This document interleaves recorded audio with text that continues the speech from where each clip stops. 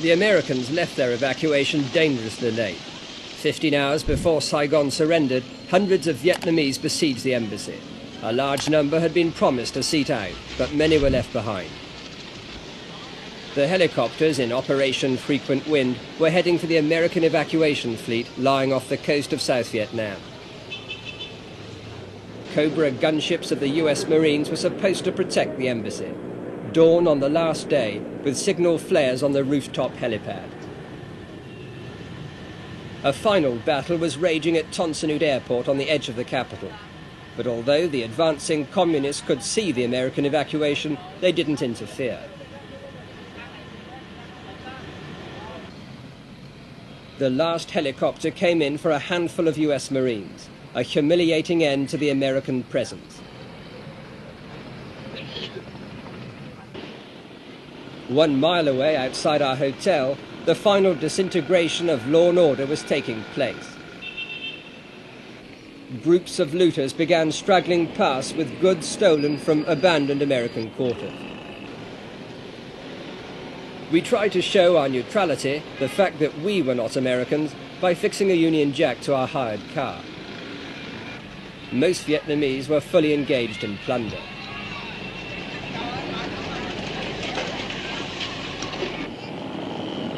10 minutes to 9 on the morning of the final American departure. The last Americans left the embassy complex about 25 minutes ago, and the fate of the embassy is very clear.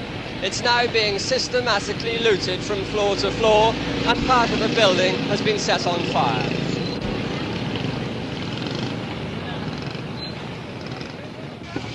Soon the looters had swept through the intestines of the embassy, and the titbits which caught their fancy lay outside.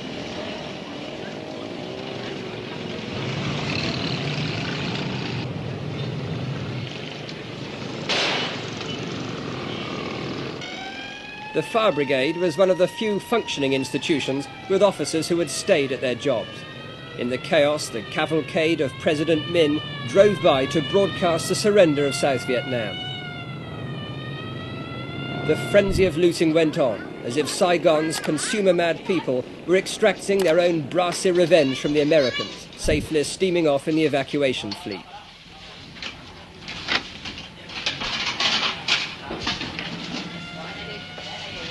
A former GI appeared, distraught after 5 fruitless days looking for his Vietnamese wife. Last chopper's gone, I think. Well, is there any other way we can get the hell out of here? Maybe I can travel with you guys or something. We're staying down at the Caravel Hotel. There's some British correspondents there. Then you can do me a favor. But how come you missed the last chopper? I was at these people's house. It was curfew.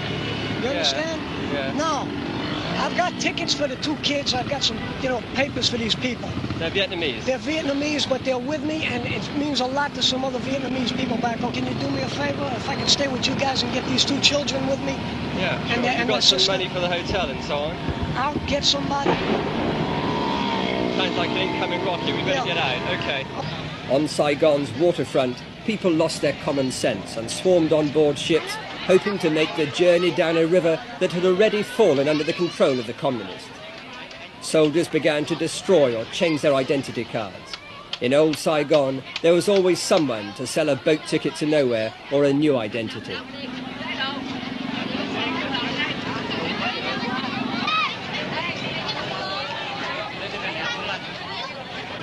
Such were the final moments of blind panic. Personal survival first. The lack of concern for the weakest and the helpless was never more apparent. Many senior officers and politicians had already left. This naval vessel, trying to run the gauntlet, was later sunk. 2 miles away, through the smoke of battle, the first column of communist tanks was nearing the Bin Hoa Bridge, the northern approach to Saigon. Word of the surrender began spreading, and soldiers returned from the city's defence perimeter to shed weapons and uniforms. There were few commanders left. Most had talked or bought their way onto the American evacuation.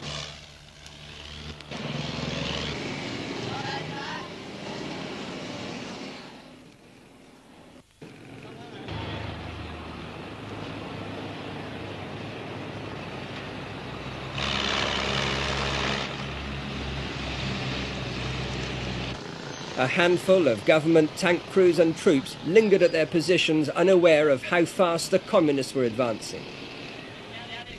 One soldier was to die at this spot within the hour, after hearing the surrender broadcast.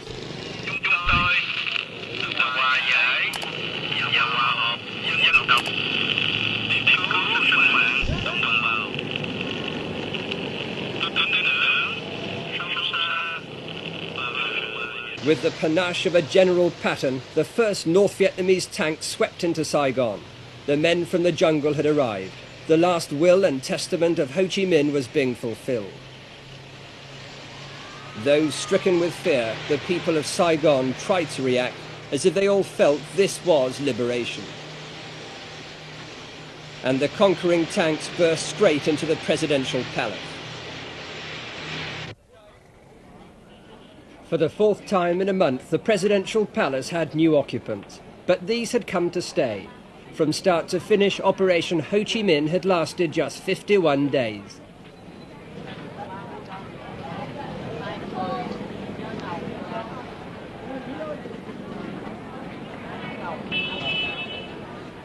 As we approached the palace, a communist officer came out carrying the flag of the old regime.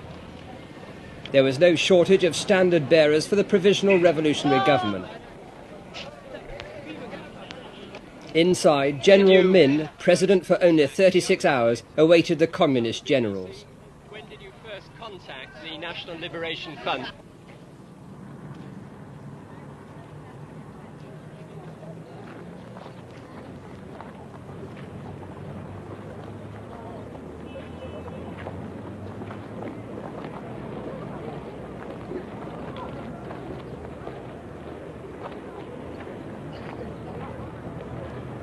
Stamping on the flag of the defeated army, the communist troops symbolically raised their own. It was time for President Min's farewell to the palace, a man who had no option but to surrender Saigon or risk its destruction.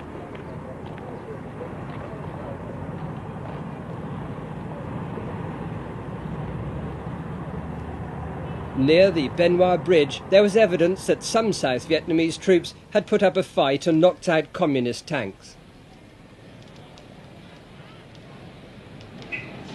A soldier we'd filmed an hour earlier was one of the last to die. As the palace surrendered, the first Viet Cong reached Trudeau Street, delirious with joy.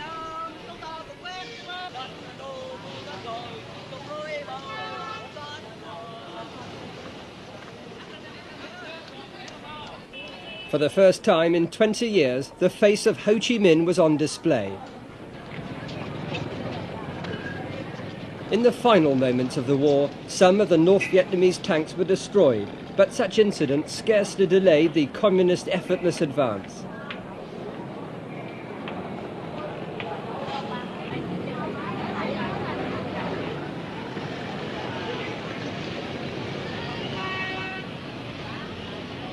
There were civilian casualties, people who had been caught in the crossfire of a tank battle, but overall Saigon escaped lightly. South Vietnamese attempts to block roads with lorries were a failure. These were simply brushed aside or set alight. By the end, South Vietnam's air superiority had disappeared. Any planes which lingered over Saigon were shot down by missiles. To no one's surprise, many troops in the Communist Expeditionary Force weren't sure of how to get to central Saigon. The people of the capital, now to be renamed Ho Chi Minh City, willingly guided their new masters. This was our car. We started off the morning with the Union Jack. The Union Jack's still intact, but the car isn't. It was taken at gunpoint by a South Vietnamese army colonel, the man in charge of this sector of Saigon, and he was determined to die or to kill the North Vietnamese and communist troops who even now are advancing into Saigon. The car was a write-off because a North Vietnamese, a communist tank, ran right over it. This is all that's left. 3 divisions of North Vietnamese were pouring into the capital, but they overlooked one factor: appalling traffic jams. It was a new experience for the highly disciplined communist troops. They hadn't realised that the tidal wave of humanity sweeping alongside them into Saigon largely consisted of looters who had raided a granary. Most were South Vietnamese deserters.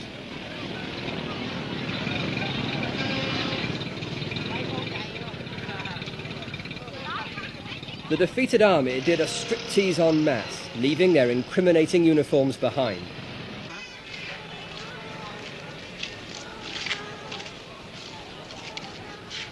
Tons of weapons, rifles and equipment were collected in heaps by student volunteers. Millions of dollars worth of war supplies, much of it fresh from the United States to replace earlier losses.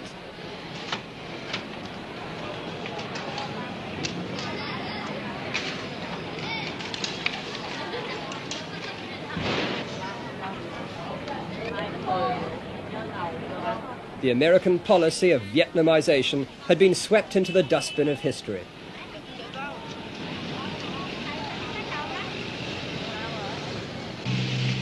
For the victors, these were heady moments. Through their superbly coordinated offensive and the unexpected collapse of Saigon's forces, they'd turned the already discredited Paris peace agreement into a worthless piece of paper. Peace, yes, but now on their terms alone.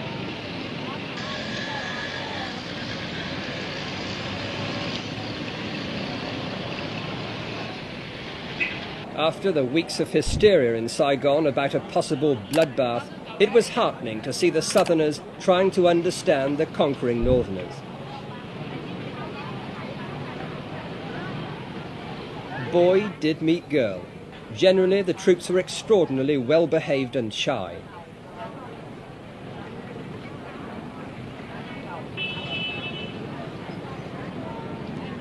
No one had expected such friendliness after the takeover. But then the measure of the communist victory was so complete that their forces and cadres could afford to be lenient.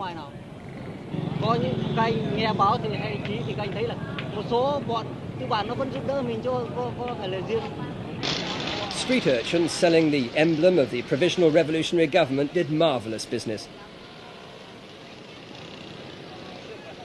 It seemed prudent to fly the new flag ourselves on our hired car, because there was no way of getting official papers.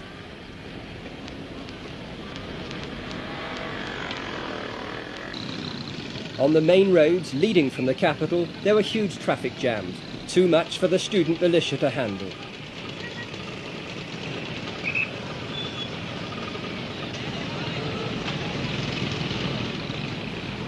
Completely spontaneously, without hindrance, thousands of people began returning to their homes. South Vietnam's own down-to-the-countryside movement was underway. Highway 4, leading southwest from Saigon, was littered with the debris of a defeated army. 3 South Vietnamese divisions disappeared in and around Saigon, leaving many of their vehicles. They ran out of fuel.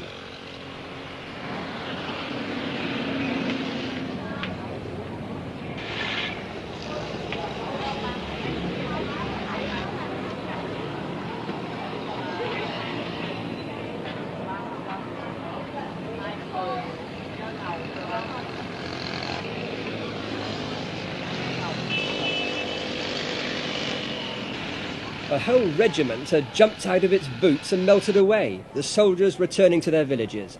Hoa Binh, peace had come. The countryside itself in these early post-war days was strangely deserted, as if farmers were staying at home.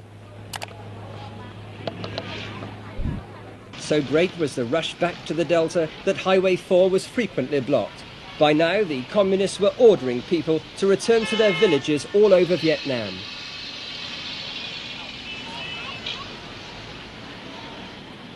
Yet another North Vietnamese armoured unit found itself blocked by traffic, this time a long way from home in the middle of the Mekong Delta. Hanoi's arm was indeed long, but there was little fighting for the Delta. It fell into line as Saigon surrendered.